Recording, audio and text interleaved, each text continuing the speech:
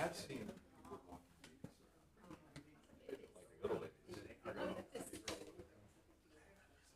we're going right ahead, aren't we?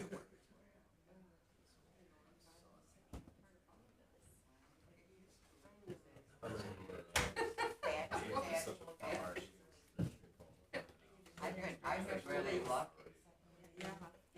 Checking himself.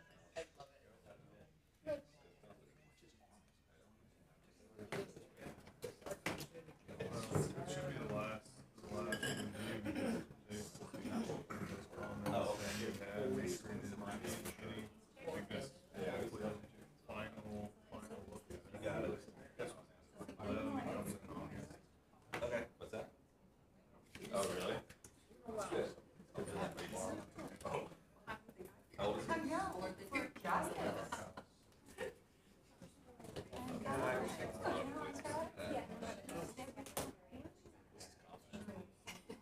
That's all you really want for your kids, right?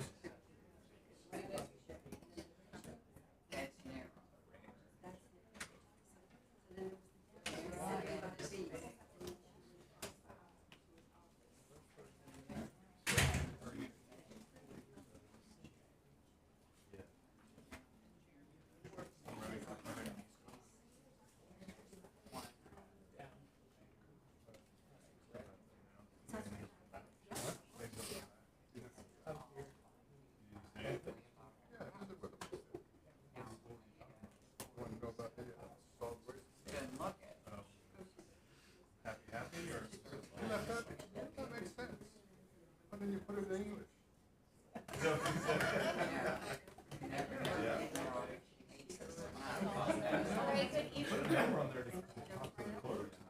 I tried.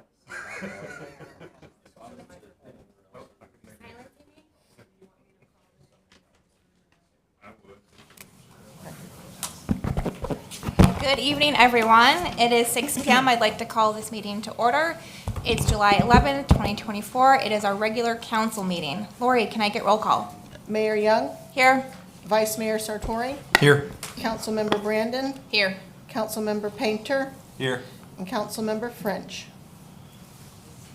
Okay, I will be leading the invocation and pledge of allegiance tonight. Father, as we gather here tonight, let us take a moment to reflect on our recent celebrations and the importance of the 248th anniversary of our Declaration of Independence. May we appreciate all the blessings that surround us and the responsibilities we bear for our village. Grant us the wisdom and discernment as we deliberate the matters that will ultimately impact our community. May our discussions be filled with respect, understanding, and a shared commitment to serve in the best interest of our constituents for the betterment of our village. In your name we pray, amen. Amen. Could you please rise for the pledge? I pledge allegiance To the flag of the United States of America and to the republic for which it stands, one nation, under God, indivisible, with liberty and justice for all. Okay, can I get a motion to approve tonight's agenda? So moved. Second. All in favor? Aye. Okay, we have two presentations tonight. I'm going to go a little out of order. We are supposed to have a legislative update from Senator Harrell, but she is not here yet, so we will start with a presentation from Executive Director of the Reef Institute, Leneita Fix. And I thought, yep, you can come up to the podium. The Reef Institute is the nonprofit that receives the proceeds from our Bridge the Gap event that we've had 2 years in a row now. So I've gotten to know Leneita over the past year, and I thought it'd be nice for our community to understand a little bit about what the Reef Institute does. So Leneita, the floor is yours. Thank you so much. So as Mayor Young said, my name is Leneita Fix. I'm the Executive Director of the Reef Institute. We are the only coral conservation organization in Palm Beach County. And our primary focus starts with Palm Beach County and then moves to Florida and then the Caribbean. So we're going to talk a little bit about who we are, what we do. I want to thank everybody for the immeasurable effort that it took to get to this video tonight. and the confusion that you're going to be forced to just sit here and watch a video with a human being here. So, no, I just find it's more interesting to see things than to just have a PowerPoint in the background. We've all sat through so many meetings with long PowerPoints. So there is sound in the video for the first 2 minutes. Well, not even that, like 30 seconds. And then what's going to happen is I'm going to just explain a little bit about Coral, a little bit about who we do, where we're going. As Mayor Young said, the Bridge the Gap event has now, the proceeds have gone to us for the last 2 years. And so then what we'll do is I'll be able to answer some questions. So it takes me about 15 minutes to get through the presentation, and then we'll answer some questions, and then hopefully the senator will be here by then. So, all right, if you want to just go ahead and hit play.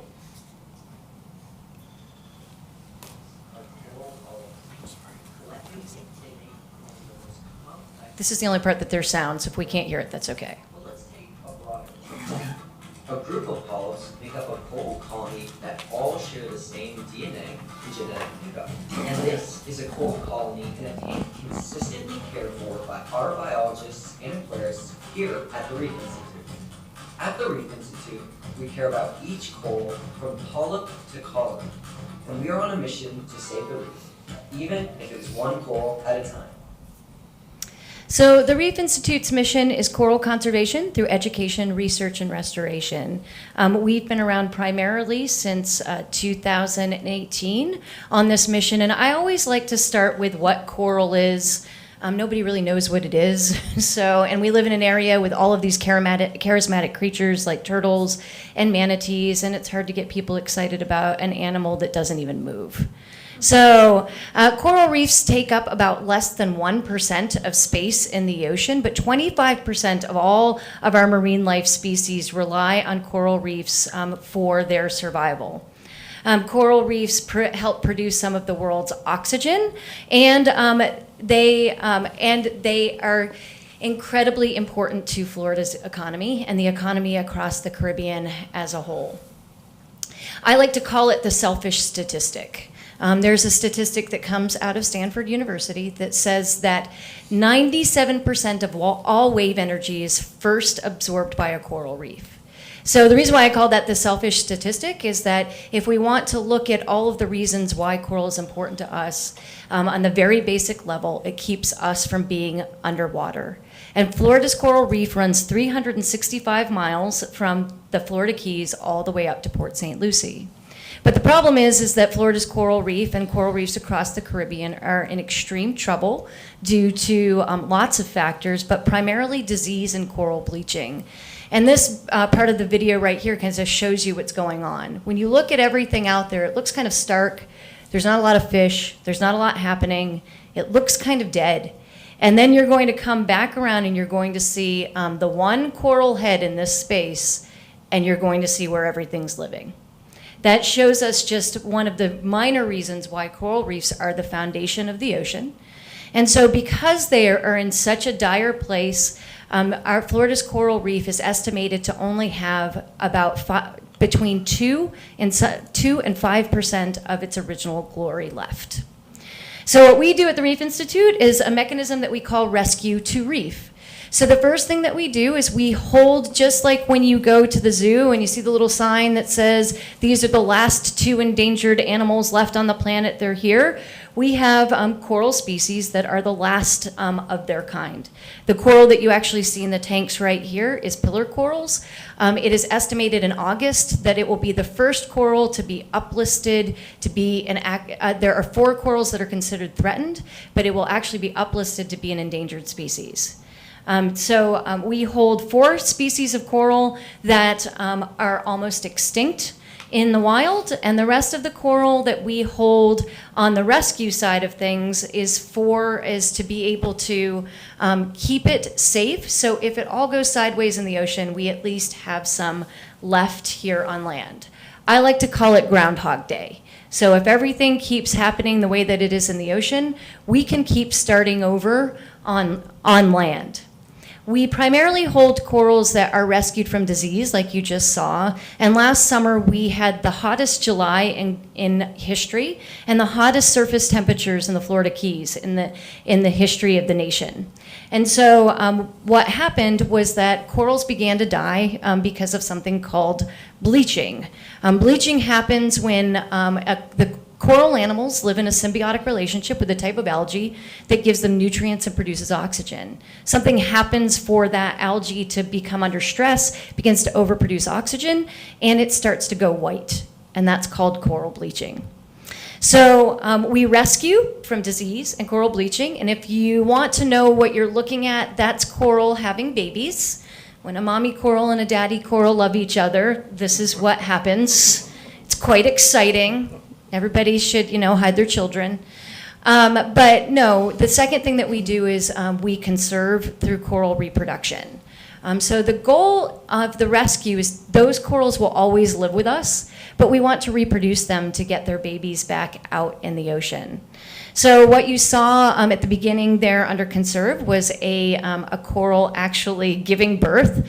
Corals primarily as a whole give birth about once a year, some of them in April and most of them in August.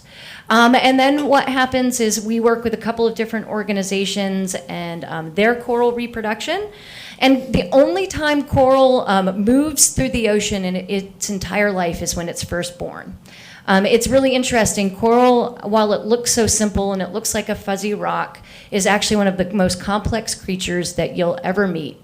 It has a very basic nervous system, and yet it's been proven by science that it both listens and smells for a healthy place to land when it's swimming. Those little polka dots that you see on the surface of the water there is not dust. It is not Whoville, if you've ever read that book. Those were baby corals swimming through the ocean. Then they find a healthy place to land. They look like that under a microscope. They grow in our facility for about 1 year to 2 years till they're about 2 centimeters. And then the goal for all of these baby corals is to get them back out in the ocean. If you saw under Florida DEP, Governor DeSantis awarded some grants this year for the expansion of coral propagation and restoration, and we were one of the 5 organizations to receive one of those grants. So the next step is to grow them to about this size, and our goal at this point is to get them back out in the ocean. We are the only organization piloting putting baby corals back out in the ocean here in Palm Beach County. So we have now, it's called outplanting.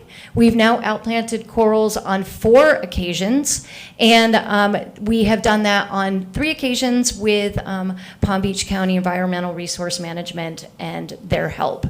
So some of our baby corals go to the Keys, but when we put corals back out in the ocean, we want to focus on our own backyard. So this is kind of what the process of coral outplanting looks like. So no one else has wanted to tackle it in Palm Beach County because for our divers in the room, our natural reefs are 30 to 50 feet and they are in a ripping current. So we were told by several other agencies nobody's wanted to give it a try. But we wanted to give it a try because this is our home and we want to save and rebuild our reefs. So the process is we lay transects down in a spot. We kind of avoid the healthy life that's around. We scrub the spot down. We use a type of marine epoxy that you see there. We secure the coral to the reef, and then the goal is for that coral to overgrow that epoxy, continue to grow, and then the reason why we want to approach it from this perspective is so that these corals can eventually grow big and strong and reproduce for themselves so that we can create a reef that is actually restoring itself.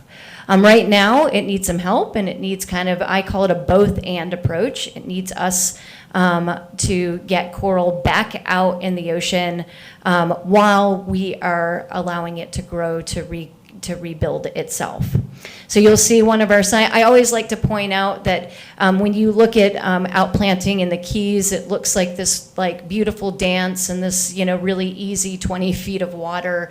Notice my divers are upside down and holding on to the reef to be able to even function, to be able to move.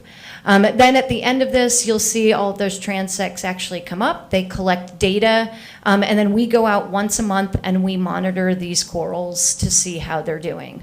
Like I said, we have 2 outplanting sites right now. We've outplanted 4 times. That's what the coral looked like after 6 months, and you're about to see that it doubled in size after a year. So that is so we go from rescue to reproduction to outplanting. Then we have a couple of innovation projects. That was Peanut Island, if you didn't know, and we affectionately refer to Peanut Island as the cesspool of tourism. It is not a well-treated area, and yet you will notice that due to all of the limestone that Palm Beach County Environmental Resource Management laid, there is coral growing there. That coral was not put in place by anybody. That coral, when I said that it swims and it finds a spot to land, it has found a spot to land in Peanut Island. There's about 19 different types of coral living at Peanut Island, and we monitor it, and we monitor its health. Our other innovation projects are in the Caribbean. Our goal is to help the Caribbean do what we do, to be able to fix the reef in their own backyard. So we help them with rescue, like you see here, and then we help with education. My background before I ever did this is in community development, and so my goal, one of my favorite mentors puts it this way. You've heard it said, if you give a man a fish, he eats for a day. If you teach a man to fish, he eats for a lifetime. When a man knows he owns the pond, it changes everything. And so our goal in the Caribbean is to help local stakeholders understand that the ocean is their vitality, it is their pond, and they have the power to fix it just like we do. And so that's what you see here are 3 different areas. Our last innovation project is we built a spawning lab in a shipping container. And the goal of this originally was for us to create extra space. We're currently in about 3,000 square feet of space in West Palm Beach. But what we came to realize pretty readily was that this space that is solar powered is a great option for the Caribbean. The last innovation project that we have is with an organization called Michael Singer Studios. They're a design studio out of Delray Beach. They've been around since the 70s. And the goal was to create a modular, ecologically engineered reef that was made of mostly recycled materials. So you'll see that this is made out of 70% recycled materials. It's made out of oyster shell, recycled Portland cement, and glass, and it has a higher PSI than cement. It's strong. But the goal was for us to create something that would recruit and be able to have coral outplanted on it. That one that you see right there is off the coast of Sugar Sands. I call it the other side of Blue Heron Bridge. We're currently working with grants that was our pilot phase. It's a little bit different shape now, but our goal is to create a modular unit that when it's large can help with that wave energy, and when it's small can help connect areas in dying reefs. The final thing that we do is education. Our model of education we call building awareness to stewardship. Me giving you this presentation today may or may not inspire you, but I would call it an awareness type activity. But then we also work with knowledge building, decision making, and then finally stewardship in lots of different ways. And the final thing that I just wanted to share that's really exciting is that we're moving a half a mile away. I actually really wanted to move to Tequesta, but that couldn't happen.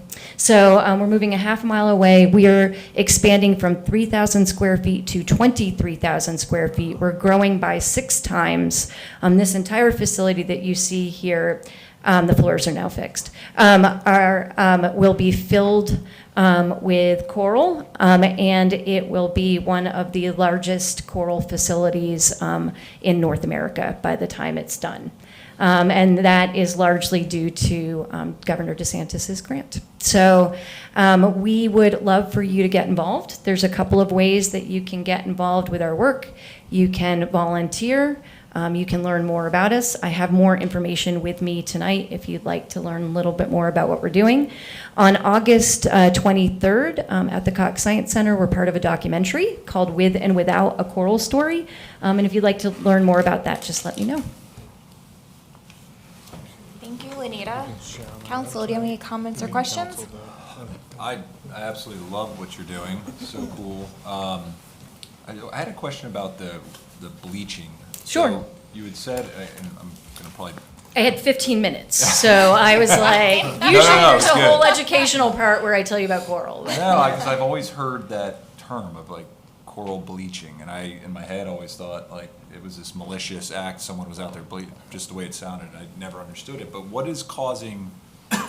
What in the water is causing? And I think you said the bacteria gets off. And that ultimately leads to the. Sure. So there has been bleaching, not here in Florida, but years ago, people were literally putting bleach in the water. Okay. So. But when we refer to coral bleaching, we're referring to a process. So coral is an animal that lives in a symbiotic relationship with a type of algae. That algal, what they call it, an algal symbiont. That algal symbiont, the type of algal symbiont, only lives in corals, giant clams, and some nudibranchs that eat giant clams. That's a sea slug. And so it's not algae like we think of seaweed that's free floating, or toxic algae, or blue-green, or anything like that, or red tide. It's literally living in the tissue of that animal. It provides it nutrients, and it's photosynthetic. So it's producing oxygen. What happens to that coral is that something happens to put that algae under stress. Last summer it was heat. And so it begins to overproduce oxygen, and just like if you get something stuck in your throat and you'd want to spit it out, the animal coughs it out. And so now it's called bleaching because the animal itself is clear and you can see through to the skeleton. And so it looks bleached, it looks white. The interesting thing about coral is that if it has the opportunity to adapt, that's why we actually study the coral out at Peanut Island, is that it's highly adaptive, is that it will bleach, it will go to that lighter color, it will look white, but if it has enough nutrients, it can actually feed itself for long enough to come back from that.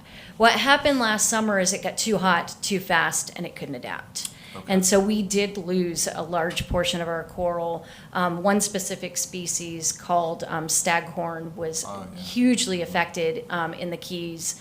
And we lost, we were already hugely affected by a disease called stony coral tissue loss disease. And the thing to understand about Florida is when we talk about our corals that build our reefs, in the Pacific Ocean, they have hundreds of different types. We have 45.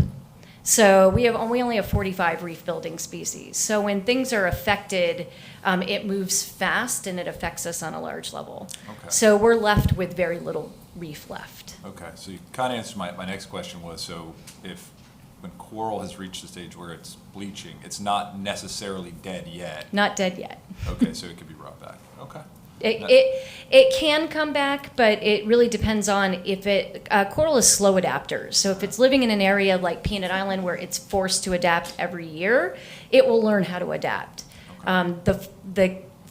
The coral in the Keys last summer wasn't used to it, so it did not come back. So it's nothing human or us doing anything in the water. This is just the environment, heat, things like that, or is there human interaction? So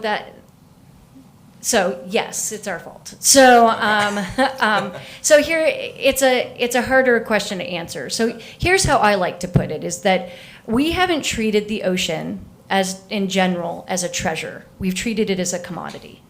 And when something is a treasure, we treat it like a treasure. We treat it special. When something, it's the difference between wearing, a piece of jewelry that you bought at the Five and Dime versus wearing a piece of jewelry that's an heirloom. You're going to treat them differently. So if you lose a pair of earrings that you bought at the Five and Dime, I'll replace them. And so a lot of times that's how we've treated the ocean in a lot of different ways. I would argue there isn't, a lot of people like to say there are singular, people ask me, so is it this, is it this, is it this, is it this? There is no singular reason why the ocean is in trouble and why corals are in trouble. But because we haven't treated it like a treasure, it's created this environment in the ocean where I would argue that most animals in the ocean have suppressed immune systems. It's kind of like when you go out and on a rainy day and your mom says, put on a coat because you're going to catch a cold in the rain. It's not the rain or the cold weather that's going to make you sick. What it does is it makes your immune system weaker, and so that you're more likely to get a cold. So what we've done is we've created a situation in the ocean where they have a suppressed immune system. And so when something comes along like a disease or a bleaching event or a virus, then what happens is that it moves a little bit faster. I work with a scientist who would argue that the disease that has taken out most of our corals, she thinks she's been seeing versions of it since the 90s. And it's just similar to other viruses, like we get a flu shot every year because the flu changes every year, that it's changed and it's kind of changed its pathways. So when you say what can we do, we need to treat the ocean like a commodity. We need to do the things that we know to do. Obviously, the lowest hanging fruit is single-use plastics. I'm looking at reusable water bottles. Like that's something easy that we can do. There are good sunscreens and bad sunscreens. I will tell you the good sunscreens the FDA has come out and said are better for you, not just better for the ocean. It's what we call a mineral or physical sunscreen. And the easiest way to tell if it's a reef-safe sunscreen is the only two active ingredients should be zinc oxide or titanium dioxide. We always tell kids, does it start with a Z or a T? If it's anything else in the active ingredients, don't put it on. I was actually teaching a camp today that these poor kids were like throwing out all of their sunscreen. They're like, I have to tell my mom, I can't wear this anymore. I can't kill the ocean. Those things, I would say this. Sometimes we think we don't do anything because we think the small acts won't compound to make a big act. But if we all come together and do the small things that we can do, it compounds to a big solution. Well, thank you again. I really appreciate what y'all are doing, and I would love to get involved however I can. Awesome. I can leave some information. I mean, it's sad that this has been happening since I was a kid growing up here. I support artificial reefs, but obviously anything that's living, that's replacing the actual animal is better, so Right. Thank you. Because it's such a time-consuming, dedicated, very long process, like you said, a year or two for one of them to Yeah. kind of get established, what is your annual financial need as of right now? Just to put it in perspective, that it's not an easy process. And I don't want people to think this is just like we could throw money at it and it could be fixed, but it's very expensive to take this time and dedication. I would love for people to throw money at it. I know, but it's very expensive to keep It these is. tanks running and Yes. So like you and your our volunteers. annual budget up until 2 years ago was about $500,000 a year. But we are severely understaffed, and we do things with duct tape and a prayer. Okay. So I would say to do things, like you said, at the scale that we need to be doing at it, we should have about a $2 million a year budget, at least. Okay. And it needs to continue to scale. Okay, I just like that being known, so we know how to Yeah, help. no, that's a good question, yeah. And you're right. I will say this, that one of the reasons why there's been a lot of holding back from different agencies in Florida up to this point to really do work with coral on land has been because the belief is that there's not a large enough workforce to be able to move it forward. It's so specialized. It takes scientists. It takes people who are passionate and willing to learn. One of the things we do at the Reef Institute is we work with undergraduates, and a lot of our workforce are trained by us to do the work. So yes, it is specialized, but it's something that people can learn how to do. Okay, that's good to know. Thank you. Thank you again for, Sure. Number one, creating awareness.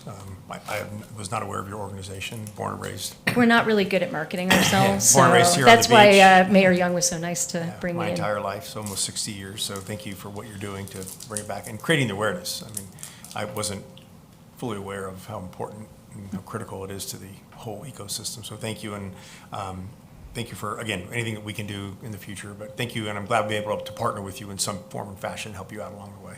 Thank you. Okay, thank you again for the education tonight, and Greg, thank you for bringing the Reef Institute into our community with the Bridge the Gap event. It's great to hear the state is actually noticing too and is giving funding for that. And it's quite. I mean, I've been to the current facility that you're currently moving out of, but it's a tiny staff, tiny operation. They're tackling a huge endeavor. So amazing work, and again, thank you for your time tonight. And then any materials, would you mind leaving those with the That's what I clerk? was going to say. I'll leave. Who should I leave materials with? All right, so I'm going to leave some materials with you. I have some booklets that kind of explain who we are. I have these. We affectionately call them the fish card. They're fish ID cards, so when you snorkel, they're waterproof. You can snorkel with them. And then I have some magnets if anybody wants to take one. So thank you so much. Thank you so much, Thank you so Leneita. much. And with council's consent, we can put their link on our website, like we do some of the nonprofits, as long as you guys are good with that. Alrighty, we'll move on to the consent agenda. Can I get a motion to approve the consent agenda? Make a motion to approve consent agenda. Second. All in favor? Aye. All right, Lori, any communications from citizens tonight? Yes, I have one from Dave Smith. I think you just walked Yeah, I out. think he just left. Okay, any other Call his name. That's all I citizen have. communications? All right, any communications from council? None for me. I have none. No? Okay, I just want to say, on July 24th, DeQuesta with Jupiter Inlet Colony is hosting the Palm Beach County League of Cities General Membership Meeting. So you guys, everyone's open, it's open to attend, and I think it's great that we get to be able to showcase our community that day. What was the date of that? July 24th. Thank you. And I think, I get there at 10 for the board meeting. I think the lunch starts at 11:30. What do you, okay. Typically, Yeah. oh, it's right here. Yep, at the country club. Okay, moving on, standing reports, village attorney. Thank you, Mayor. So the United States Supreme Court this month, it's like the day after the last league meeting. And I was hoping it was going to happen so I could talk about it then, but I'll talk about, this will sort of be a sneak preview of my league report. The Supreme Court rendered an opinion in a case called City of Grants Pass, Oregon versus Johnson, and this has to do with homelessness and whether or not a local government can prohibit homeless or anybody from camping or sleeping on publicly owned property. The Florida legislature passed a bill that will go into effect October 1st that addresses this, and the Supreme Court opinion basically says, yes, you can do that, and it will allow the Florida statute to go into effect and to happen. Florida statute creates, in my opinion, all kinds of issues.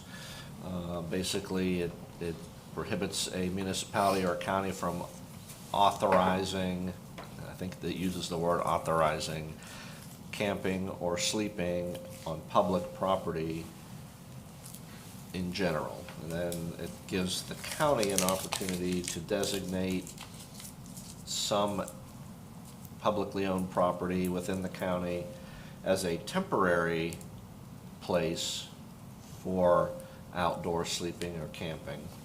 If that happens to be in a municipality, the municipal governing body has to approve it as well. So like if the county said Paradise Park, or Constitution Park, whatever, you would have to approve that. And then there's a certification requirement. DCF has to certify that, and the county has to establish that there are not enough beds in homeless shelters in the county to house the homeless population. How they do that is a great question. I don't know, where they'll get their data from. They have to establish that the publicly designated property is not adjacent to property that is comp planned for residential use. And they have to establish that the designation will not negatively impact property values of residential or commercial properties Then, if they get that certification and the county wants to move forward, then they have to jump through a whole bunch of operational hoops. They have to provide water and bathrooms. They have to provide mental health counseling services. They have to enforce no alcohol, no drug policies on the property. I mean, it's a lot. The thing that we need to keep in mind, and we need to understand what, if anything, the county is going to do, is that if a local government basically turns a blind eye and does, you find out there's sleeping or camping on public property in the village, don't do anything about it, a resident, a business owner, or the Florida Attorney General can file a civil lawsuit against the village for not complying with the statute. And that civil lawsuit, of course, has implications for attorney's fees and costs of prosecution. The statute doesn't go into, what happens on the first day of year 2. So when you get to that 1-year temporary period and that expires, what happens the next day? I don't know. What do you do if in fact someone is violating the statute and camping or sleeping on publicly owned property? If the county adopts it or designates a place, are we supposed to take them there? Do we just send them along to Jupiter and let Jupiter deal with the problem, and then Jupiter will move them to North Palm Beach? Again, I don't know. It seems to me that this statute creates a lot of questions. I don't have any answers, but I need to make sure you're aware that this is coming. The statute goes into effect October 1st. So I think this is going to be on a lot of municipal managers' minds on a going forward basis, and it is coming. So I always hate being the bearer of bad news, but I do want to make sure you're aware that this is this will be here sooner than later. So I wanted to report on that tonight, and that is my report for this evening, unless you have any questions. Thank you, Keith. And just real quick, the Palm Beach County Mayor Sachs held a mayor symposium in June, and it was pretty well attended. I attended, and it was to really talk about this new state law that is going to be in effect soon. And I think, when can the lawsuits don't start happening until, did you say that? There's a grace period. Yeah. I don't remember exactly how long. The statute starts October 1st, but yeah, you can't just tee it up on October 2nd. Right. There is a period, and I don't recall what that is offhand. Okay, so there, it was kind of an initial discussion. There wasn't really too much action from it per se, but the county seems to want to work together with the municipalities for us to collaborate and come up with solutions together instead of everyone working in silos on this matter. So at the end of the symposium, they had a bunch of different community services that assist the homeless, so we got to get information from them, which was helpful. I think there's another meeting. It's not officially scheduled. It's planned for probably August or September, so I'll keep everyone apprised as we make progress in that meeting as well. Any other questions for Keith? No. All right, moving on, village manager. All right, thank you. Doug gave me a tour of Remembrance Park this morning. It's pretty cool to see that project moving forward. They're getting close to starting some of the undergrounding work, so no doubt that would be a great addition to the village. We are installing some school zones at Willow, at the church school over there, and then the Seabrook, right in front of the Seabrook Church School here. It's supposed to start Monday. We're supposed to do some water main open cuts across Country Club Drive at Starboard Way, Benemy, and Windward Avenue. That's supposed to start the 15th through the 7th. It's supposed to be the 15th through the 17th. However, there is a permit issue with Palm Beach County, so that may get delayed. I'll give you guys an update on that. Then FP&L is supposed to be here July 29th. Talk about the undergrounding project that they're moving forward with in the planning stages. That's still probably a year out, but at least we'll be able to get more of a comprehensive presentation from FP&L.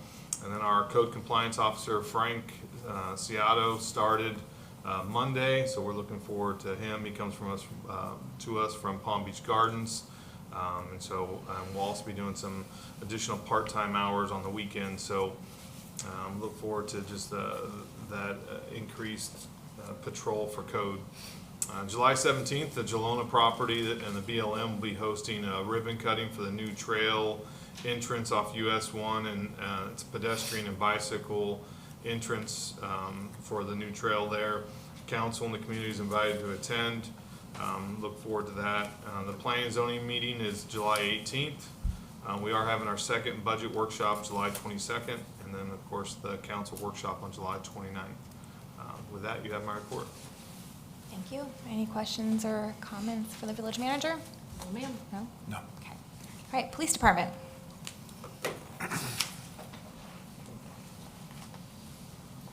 Good evening, council, mayor, vice mayor, city attorney, village manager, and village clerk. Council, you have the police department's monthly report in front of me, so I'm just going to touch on highlights of the month of June.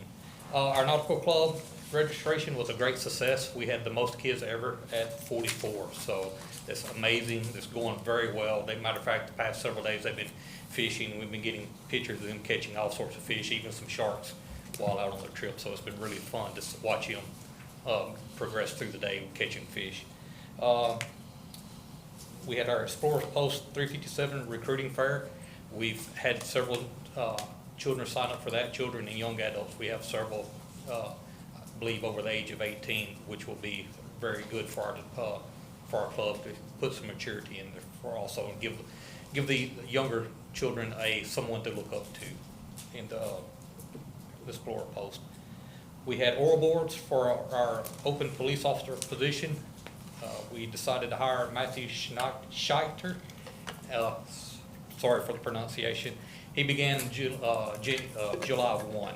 We stole him from Port St. Lucie Police Department, who stole him from New York City PD. So he worked there, I believe, for 10 years in New York City. So he's turning out to be very good right now. We've been addressing the parking issues on Beach Road for June. We wrote a total of 12 parking citations for June. Since May, we've written 59 parking citations on Beach Road for illegal parking. So we're keeping an eye on that and keeping the roadway open for our pedestrians and our residents. For meetings, Corporal Will Horsrat was honored at the 36th Annual Traffic Safety Awards recognition for all his work for enforcing traffic safety laws, DWIs, and speeding. For training, we've sent Corporal Horsrat to Advanced Patrol Tactics, Officer Pruitt and Officer Franklin to Glock Armor School, Officer Pruitt and Franklin to the Red Dot training for our handguns, and Sergeant Detective Yildiz for Glock Instructor Workshop. For June, our Marine stats were 10 hours of patrolling on the water to help protect our residents out on the water and help slow the boats down through on the intercoastal waterway. Our BLM stats, we had 24 hours of foot patrol hours. We had 134 contacts on the BLM property, so we're out contacting individuals, making sure they're not doing anything illegal, such as drinking alcohol, open flames, or any such things as that. And once again, you have the 12 parking citations for the month of June. So that ends the report. Thank you. Council, any questions, comments? Thank you. I just have one. It's on the calendar, but is it next week or the week after? We're having a little event for the firearms safety course. Isn't that this month? We're still discussing the event for that right now. Okay. Well, maybe there'll be an event. So we'll send out the information. It's official. Okay. Yes, All right. Thank you. One quick question. The Beach Road, the citations, is it people parking in where they're still doing construction? It's parking on the right-of-way on the north side of Beach Road. That's actually our right-of-way, and they're Oh, okay, I got you. Okay, thank you. Well, I think it's a lot because that parking's closed along. Yeah. Yeah, so But people people do park in that, even though it's coned off. I was wondering is that actually allowed? the parking the parking lots on BLM property, especially on the north side, is fairly small. So with 4th of July weekend, Memorial Day weekend, they overflow real quick, and the people are just parking on the edge of the roadway. People, individuals running out in front of cars. Yeah. So we had numerous complaints on all the parking. Okay, just curious. Thank you. Thank you. Thank you. Appreciate it. And it does not look like we have anyone from the fire department. No, Chief Drew, we let him go on vacation this week, so What? if you have questions, I'll be more than happy to answer. You do have his report. Thank you. And utilities.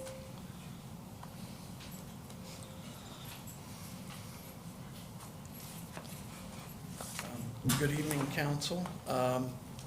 I just have a couple things to add to Director Craig's monthly update. We completed a well rehab on well 20, which is one of the Tequesta Park wells. And that's a normal maintenance procedure that we do about every 3 years on the superficial wells. I talked to one of the contractors for the Jupiter Drawbridge, and there's no tentative date yet for us to move our concentrate line, but we're keeping in contact, so we'll be ready to go when that needs to be done, and that'll be the final step in the bridge construction. Let's see. The contractor doing our telemetry radio system, they'll be installing the main antenna on the water plant itself.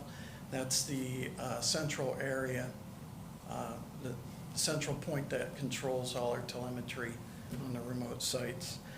And just two other things in distribution, the distribution side. Most of the water main is complete on the Country Club project, and they're doing the service lines, excuse me, they're doing the service lines and the final tie-ins next month, so that project should be done in late August. And one other thing, yesterday we had the meter replaced in the Jupiter Island, South Martin Regional Utility Interconnect that we have. So that's been upgraded to a radio read, so you might see an increase in the revenue coming in next month, so that's all I had. Thank you. Any questions, comments? So I have one quick one, and if you can't answer, that's fine. Jeremy can email me the answers later. On the vulnerability assessment, there was an update and the report for that. Do we know how many people attended that public meeting? It was end of June. On the 26th or something? The public meeting that we just had a For week the or two ago? assessment? Yeah. Yeah, we had one. One. Okay. One person came. And I don't know then- how many were online, because I think we streamed it, but I don't know how many watched it online. But I know only Mr. Bradford came, was the lone attendee for that. Okay. And then on the And our intern Nicholas, he was here too, so good job. we can count him, so. And then on the asset inventory list, there were symbols that aren't on the legend, so I was just wondering if those could be identified. That was it. Thank you. All right, thank you. Moving on to the regular agenda. Under old business, item number 8, ordinance number 05-24, which is a second reading of adding private museums to our C3 zoning district. Thank you, Mayor. Ordinance 05-24, ordinance of the Village Council, Village of Tequesta, Florida, amending the Code of Ordinances of Chapter 78 zoning, Article 6 general, Section 78-4 definitions, creating a new definition for the term private museum. Article 6 schedule of district regulations, Section 78-178 C3 general commercial district, add private museum as special exception use with distance separation requirements. And Article 10 off-street and on-street parking and loading regulations, Section 78-705 required number of parking spaces, provide number of parking spaces required for these establishments. Providing each and every other section, subsection, Chapter 78 shall remain in full force and effect as previously adopted, providing conflicts clause, severability clause, authority to codify effective date and other purposes. This is the second reading. Thank you. And then Jay, there were some minor changes. Do you just want to state them? For Yeah, record? the minor changes was what was discussed at the last meeting, creating a 500-foot separation so there can't be another museum within 500 feet of an existing one. Also want to point out that this was a 3-2 vote at the last meeting. Councilman French, who was one of the yeses, is not here. So with that in mind, I think the applicant has already mentioned the possibility of wanting to defer this to the next meeting unless someone is gonna change their vote. Okay, Sure. thank you. I think, I mean, well, if it's a tie, doesn't it, if there's no action? 2-2 means no action taken. Correct. Then If- could it be brought up again? It would need to be at some point, Right. because it doesn't, a 2-2 vote does not mean anything happens. Right. It's like it wasn't here at all. So at some point, it would have to still come back for second reading. Okay, so we can still vote, and then it would just come back. Okay, any public comment? For the record, Donaldson Hearing was hoping that maybe one of you would go ahead and move forward with this so that we could not have a second reading, but I think our preference would be to defer to a date certain to the next meeting, save all the advertising costs, and move to the August meeting when we can have a full benefit of a full council. So that would be our request if we could.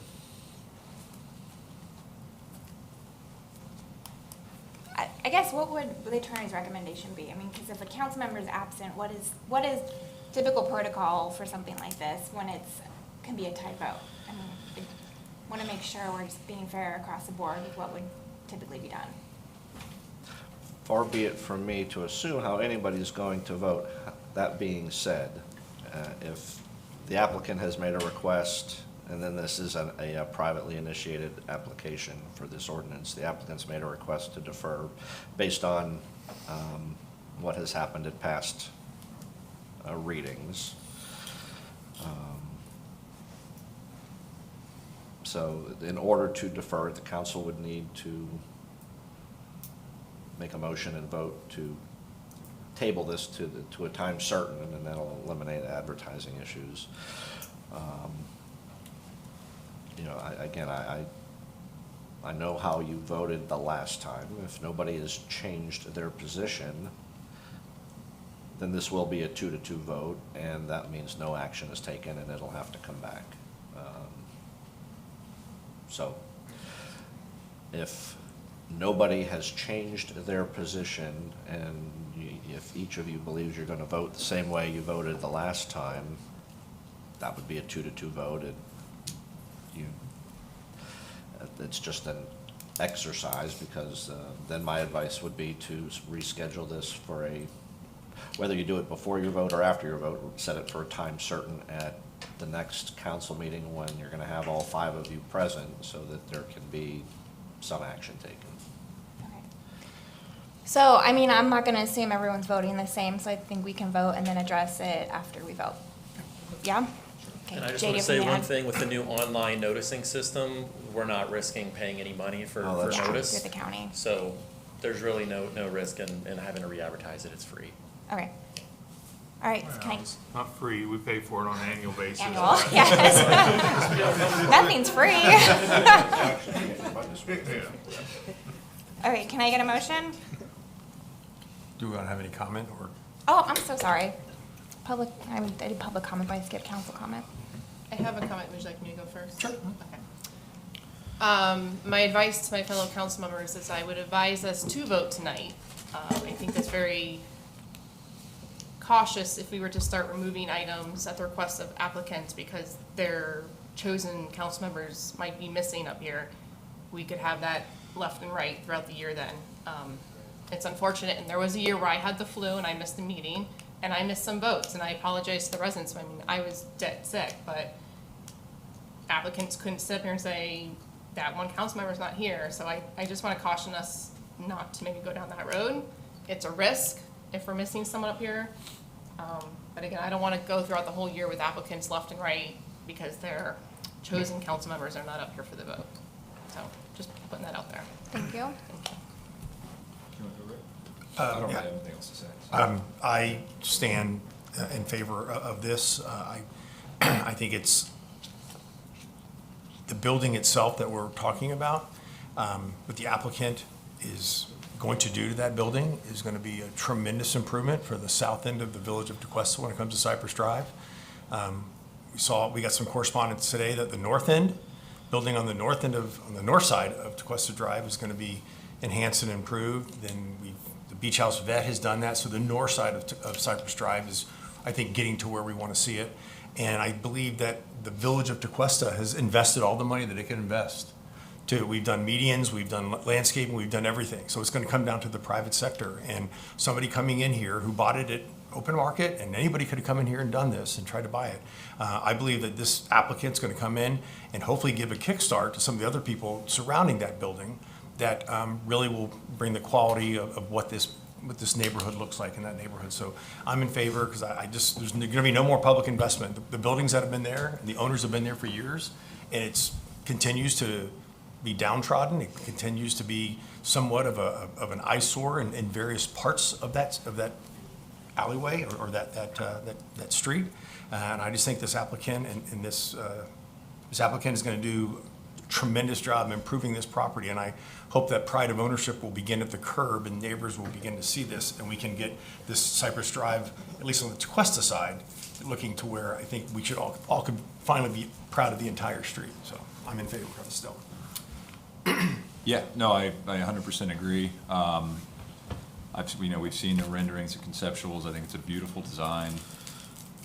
I think that property could sit how it looks today for a very long time. I think we would all love to see one of our local businesses go in there, but there's no guarantee that that will ever happen. And then we're just going to be left with an aging building and property where we could have a very aesthetically pleasing property. People drive by, take notice, and maybe to Vice Mayor Sartori's point, it could stimulate some positive growth and development on our side of Cypress Drive. So that is why I am in favor of this. Thank you. My opinion and comments haven't changed from the last two meetings, so I'm not going to restate them all. So can I get a motion? Public comment? I already did public comment. I Sorry. just thank you Motion for motion to approve. Yeah, I'll second that. Yeah. All in favor? Aye. No. Opposed? All right. Okay, so that motion, no action is taken. Strictly speaking, there could be another motion, but I presume it would be the same result, so.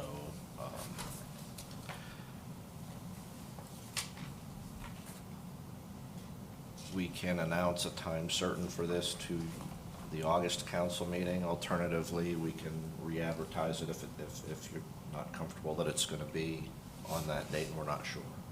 I think we try to do time certain and do it that way, make it, and then, obviously, for some reason, we're not going to have a full council, we can always defer it and then re-advertise.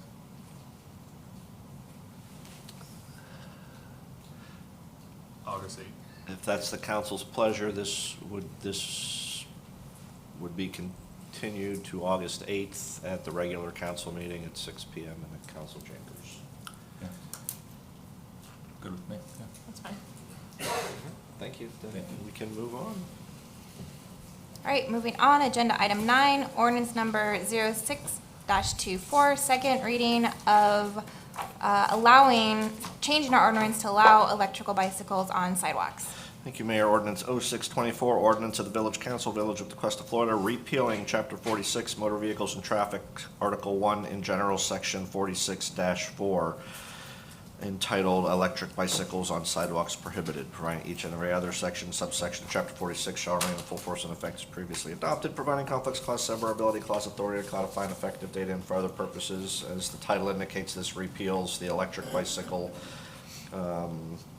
section that the Village Council adopted last year and puts the code back the way it was before that and basically defers to state law. Thank you. Council comment? Nothing additional. Nothing further. Any public comment? Can I get a motion? So moved. Second? All in favor? Aye. Agenda item 10, resolution 3-24 to establish a discretionary fund policy for council.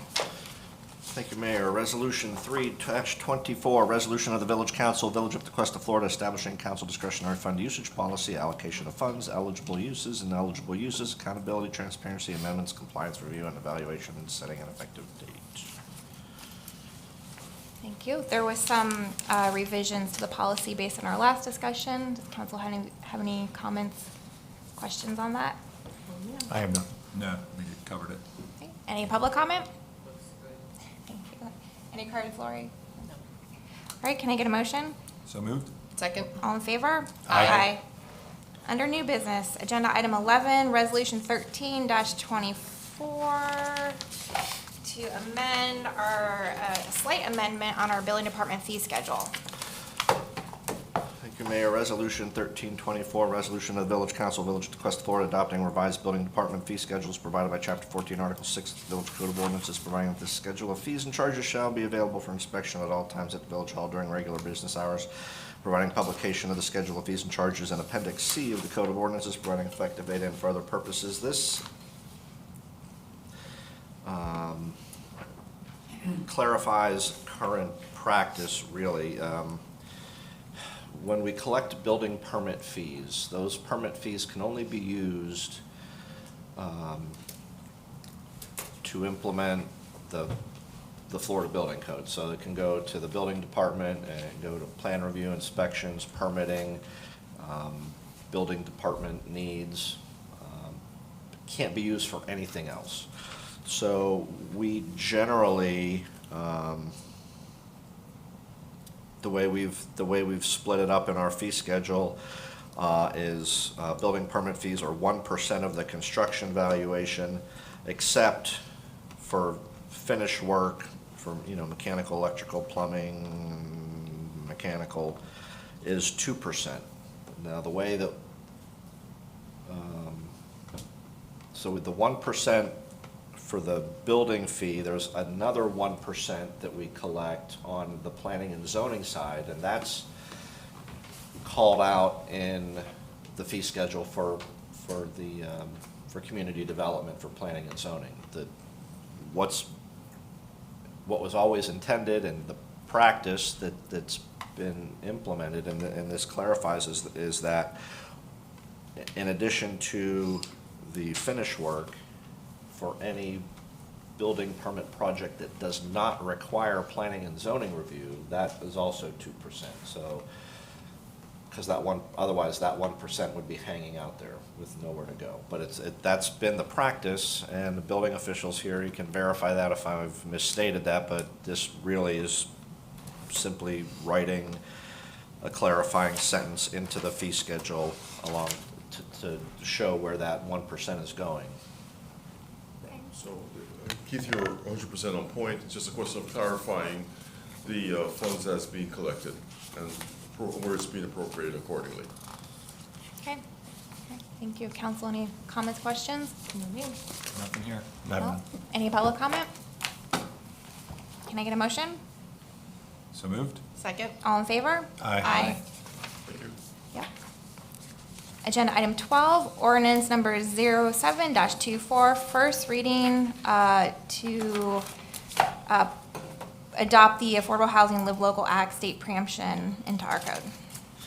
Thank you, Mayor. Ordinance 0724, ordinance of the Village Council of the Village of Tequesta, Florida, amending the Code of Ordinances at Chapter 78 zoning, Article 6, Schedule of District Regulations, creating a new Division 3 entitled Affordable Housing and Live Local Act to provide and implement administrative procedures and requirements for development of affordable housing projects pursuant to the Florida Live Local Act, providing for enforcement, providing for penalties for violations, providing that each and every other section, subsection of Chapter 78 shall remain in full force and effect as previously adopted, providing conflicts clause, severability clause, authority to codify effective date and for other purposes.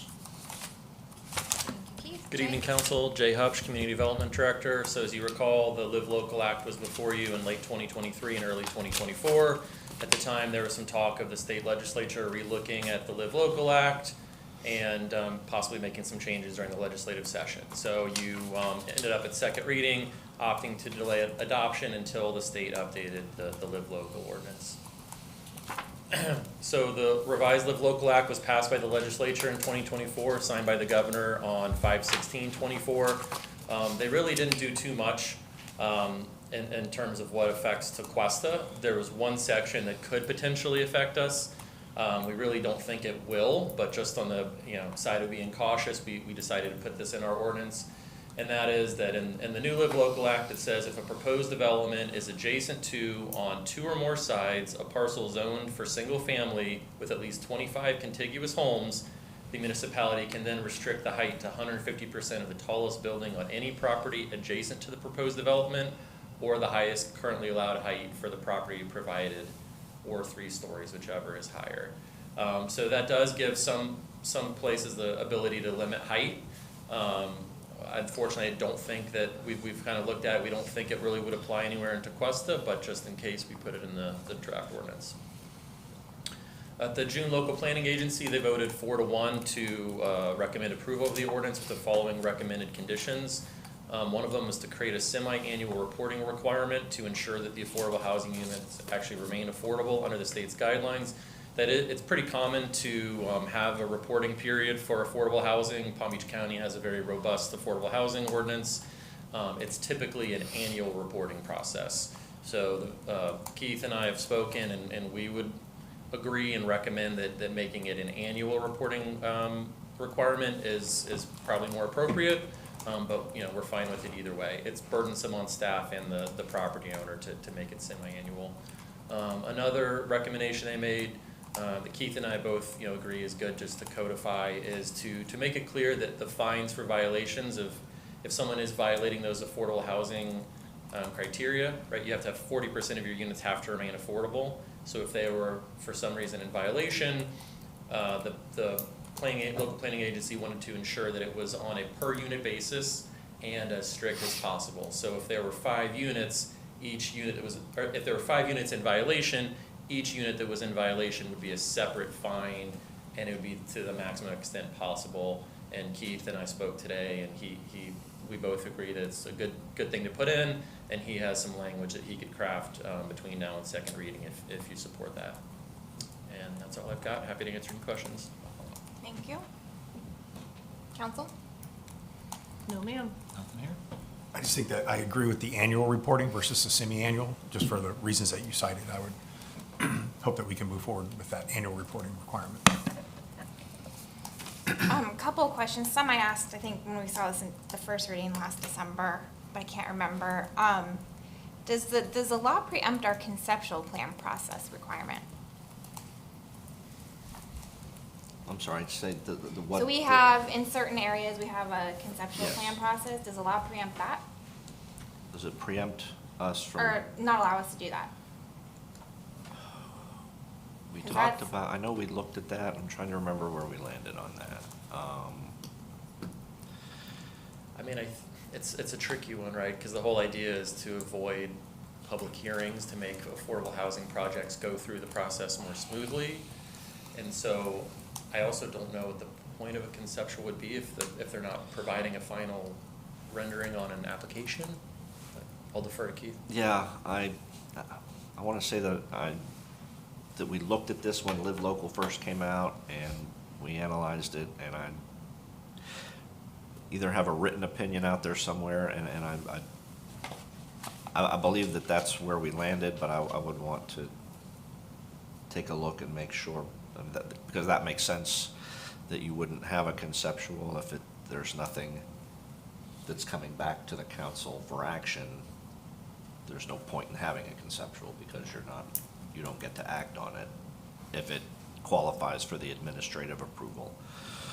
My thought was, But since I need to, again, I think I rendered an opinion, and if I'd like an opportunity to look that up and make sure I'm not contradicting myself. Okay. My thought was, we don't take action on it, so maybe it wouldn't count. And I think that would be our opportunity to at least comment on architectural aesthetic considerations. They probably wouldn't have to listen to us, but it'd be nice to have the opportunity to comment and, hope that they'd want to work with us and, from aesthetic standpoint at least, make sure it's a good fit here. So, that was kind of where my head was at with that. So if you could double check between now and second reading. Absolutely. Okay. Certainly will. And then if not, then is staff able to comment on aesthetic considerations or not? So maybe you can answer both of those. That would go through manager and community development. I don't see any reason why they couldn't. Yeah, fortunately there is some criteria for aesthetic considerations when we're looking at site plans, so we would be able to apply that. It just would be more of a staff level versus, you know, the council or the planning and zoning board providing input, but we would have an opportunity to do that and would certainly look out for, you know, the public good and try to ensure, you know, the best quality design. Okay.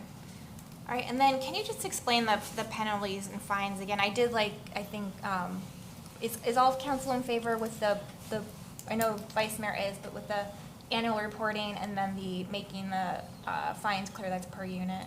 Yes, everyone was good with that? So with that, I guess I wasn't clear what the penalties and fines were. Is that is that state statute, or do we have something Well, else it goes from through, our it goes code? through our code. It would go through our special magistrate process. We've already got language in the ordinance that talks about seeking the highest penalty possible, which under the statute, if it's not a repeat violation, it's the maximum is $250 per day per violation. So if you had 5 units that were in violation, that would be 5 code enforcement cases, 5 separate cases. If each of those was in violation of 5 different code sections, that would be 5 code enforcement cases with 5 violations. So the ask of the magistrate would be a finding of violation and a daily fine of $250 per day per case per violation. So 5 cases with 5, that would be 25 times $250 per day is how that would go. But in all honesty, that is the way I would prosecute that regardless of, but I think it's not a bad idea to be very clear in the ordinance and say this is what we will be seeking.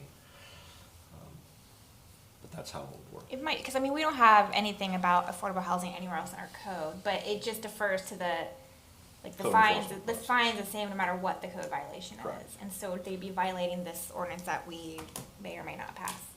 Right. Okay, got it. That makes sense. But yeah, maybe just clear that up when you do the language.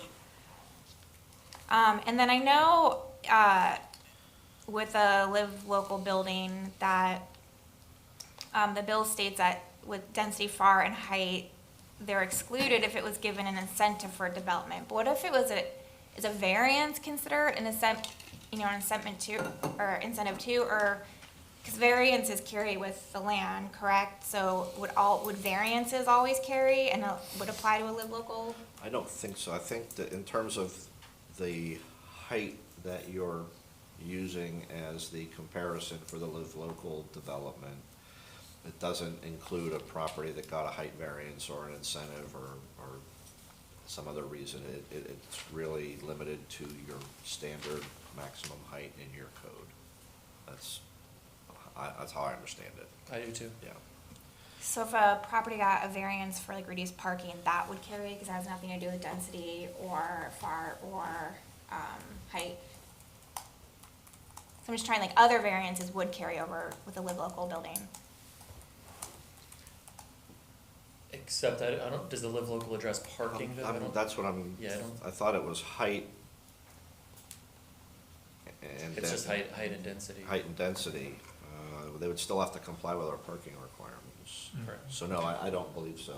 If somebody got a variance, we would still bring to bear the code requirement for off-street parking. There's some language in there about getting a parking reduction if you're within 500 feet of a transit stop or something like that, which doesn't really apply to us. So I don't think parking is really relevant in our case. Okay, if we could just like confirm for sure that other variances wouldn't carry over as well, that would be great. Check. Okay. Thank you. Any other council? All right, any public comment? Can I get a motion? So moved. With the edits recommended by LPA, the annual reporting and the. I would make the motion with annual reporting, not semi-annual. And the penalties that would be crafted, penalty language. Great. Second. All in favor? Aye. Agenda item 13, approve setting the proposed maximum ad valorem millage rate. So tonight, you guys are considering setting the proposed maximum ad valorem millage rate for the village of Tequesta for the fiscal year 24-25 at a rate of 6.4595 per thousand of assessed value, and setting the public hearing dates as follows: September 5th, 2024, 5:30 p.m., and approve the proposed budget, and September 12th, 2024 at 5:30 to adopt the final budget. This maximum tax rate is established at the meeting. This is the rate the village council cannot exceed. The village council can always reduce the millage rate if desired as we get further along in the budget process. But you guys would be setting the maximum rate at 6.4595 per thousand. And so staff is recommending the 6.4595 and the 2 dates as mentioned. That would be your guys' motion. Thank you. Council, any comments or questions? Nope. I don't have any. All right, any public comment? Can I get a motion? So moved. Second. All in favor? Aye. All right, last item 14, annual performance review of the village manager, Jeremy Allen. So this one's always fun because I can't imagine it's comfortable having your annual review done publicly. But we do this every year, and I will say I have some recommendations on salary and any additional compensation, but I would love to get council feedback first on the performance expectations. So Yeah. I'll open the floor. So this is just on performance, we're not getting into the Yeah, if you don't compensation. mind. Okay. So, man, I love doing this. This is great. So all positive. You know, it's obviously my first time. I shouldn't say obviously. This is my first time sitting on a council. First time being this involved in any municipality. But I have to, you know, Jeremy is always available to answer any questions we have. You can call him anytime. I try to text him before, but sometimes I'll just call him out of the blue. Always pick up, text me. If he can't pick up, gets back to me. But even beyond that, and this is of course with assistance of staff, I guess I can talk right to you. You always ensure that we have all the information we need to make informed decisions up here, even when we don't ask for it. And so I appreciate that, because sometimes we don't know where to get that information, whether it's from certain staff or outside of the village. But it really helps us up here to do our best job to make those informed decisions. Whenever I'm in the village, which is at least 1 or 2 times a month, and I mean like back in the offices, at least from my perspective, it seems like there's a very positive culture within our village among staff. It really seems that people enjoy working here. And I don't know if all local governments can say that, but I know from being in the private sector, our work, putting that big emphasis on culture, it really just makes everything and everyone stronger. And I like to see that there is a focus on that. There's the wheel you guys have in there. I've been in here when you've done it before. That's fun. Keeping things light, keep things fun. I think you have a great outside of the box approach to all village matters. Obviously, we have certain confines we have to work within, but I think you do a great job of really what helps me when we're meeting is kind of playing that devil's advocate a little bit to kind of stimulate our thoughts. Sometimes you're going through the agenda and it seems very clear and you're like, oh yeah, I get that. And there's been multiple times, not in any way to sway my decision, but just kind of that devil's advocate approach of making sure we're thinking about everything we should be thinking about. And in the best sense of the term, I find you to be a somewhat progressive village manager. And that's kind of that outside of the box approach. I don't mean that in any political sense, just the way you think, the way you act. And with that, I'd say all in all, we're extremely lucky to have you. I look forward to many more years, whether I'm up here or as just a regular old resident of the Tequesta, many more years of success for our village under your leadership. That's all I got. All right, stand up, let's take a look at you. Just kidding. And go Gators. No pressure. I know that orange tie has got to go. Plus, it's not even November. I didn't realize why you wore it until just now, but I got it. Gators. Okay. You do love playing devil's advocate, don't you? I appreciate that, though. I think most of us either are married or been in a marriage, and that's pretty much I find how you find success is bouncing ideas, thoughts, making sure we do consider all angles, especially for the residents' sake. I had the pleasure of being a part of your interview process, so I think we don't go super way back because you've been here a few years, but I think you've grown a lot.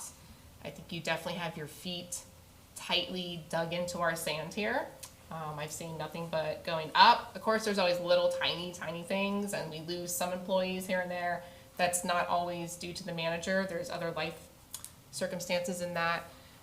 If anything, I mean, again, we could go nitpicking.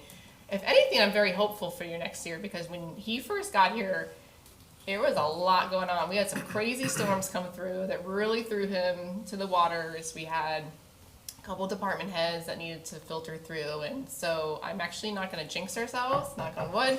I really hope you have a good rest of the year, because I know what you went through in the first couple of years here, but keep your feet solid in. The other thing I really actually like, a good pro, is Mr. Allen is constantly in communication with other managers in our county and like Martin County, which I really appreciate, because we don't want to be like everybody else. So I think he can listen to what they're doing, maybe find some creative ideas, but then also make sure we're doing stuff for us, unique, and make sure it's village fitting. So I appreciate that. You're not too much in the bubble, but you go outside the bubble to make sure we're keeping our bubble what our bubble is. So thank you. I don't want to repeat what has already been said, but one comment I will make is that we always have, like Patrick had mentioned, we always have more than enough information, and you provide information that I never thought we needed, but you're ahead of that a lot of times, so you're anticipating and I think you know each of us individually now, and you know where we're coming from, so I think you're very good, at least in our meetings, where you tailor our discussion to the questions that you know that I'm going to ask. And so our meetings are very efficient, they're efficiently run, there are tons of information. And I've always said that, we've got tremendous department heads and leadership here. And it makes perfect sense when we look at the village manager. We're able to attract and retain quality people. I've always said for a village of 6,100 people and 2.2 square miles, we have unbelievable credentials. I will stack up the resume of our leadership and our staff against any municipality that's out there. And I think that's a compliment to your leadership and your vision. And can keep up the great work. I want to, like Patrick said, long after I'm up here, when I'm down there, I hope you're still here, because you're a tremendous asset to the village. And I think you know what you don't know. And you're good at going out and finding that information. And that's something that a lot of people don't admit. And I think that we've never had that conversation, Jeremy, but I think that you know what you don't know, or you know where you need to improve, and you know the information you need to learn more, and you do a great job at anticipating that. And so I thank you for that, and I wish you nothing but continued success. Thank you. I agree with everything that's been said already, and I will just say, for the years I've been here, you have just continued to improve and excel on all the performance expectations. And I'm going to read them in the record because they haven't been spoken at. That's leadership, fiscal responsibility, creativity, community and public relations, and council relations. Every year you get better and better at all of those. And I agree, like you anticipate what the council you have at the time is going to be asking, and so what's presented to us in our agendas and during our conversations, and from staff at the podium continues to get better to help us make well-informed decisions, because we're not the subject matter experts in a lot of the stuff that we're approving. We really rely on, we have our own level of due diligence, of course, and I know we all do that, but we really rely on you guys to bring us that information, and it just gets better and better every year. So thank you for all of that. And I do know not only is Mr. Allen well respected in our community, he's very well respected and known throughout the county and the state, which is really an asset for our community as well. So keep up the great work. Really appreciate it. And you're never allowed to leave.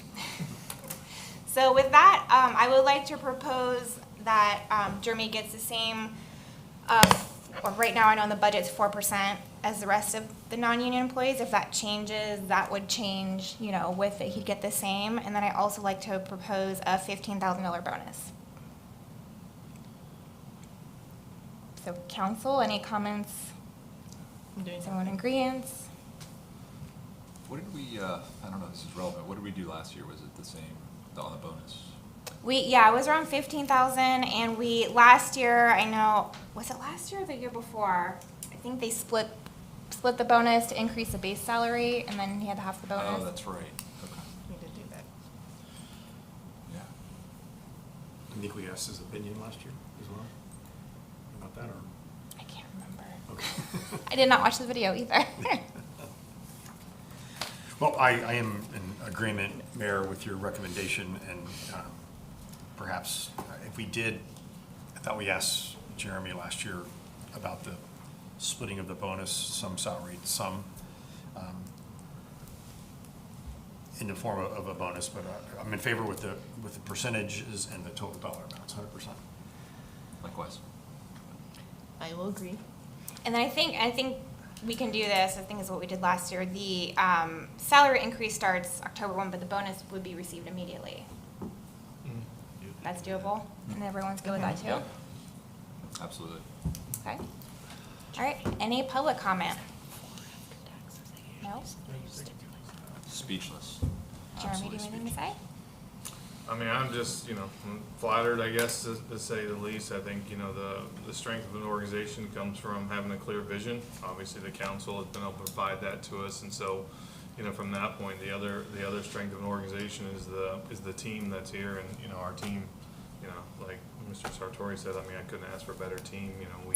I think we're always striving to get better, and so, I thank you guys for the comments and the support. I mean, council not only provides a vision, but you guys do support us when we do, run across issues or we're trying to find our way. So I think I just appreciate it. Great. Thank you. Great. With that, can I get a motion? So moved. Second. All in favor? Aye. Okay, and lastly, any other matters, council? No, ma'am, I got nothing. I have nothing. No? No. Fast meeting. All right. Summer's been great. Can we get a motion to adjourn? So moved. Second? Second. All in favor? Aye.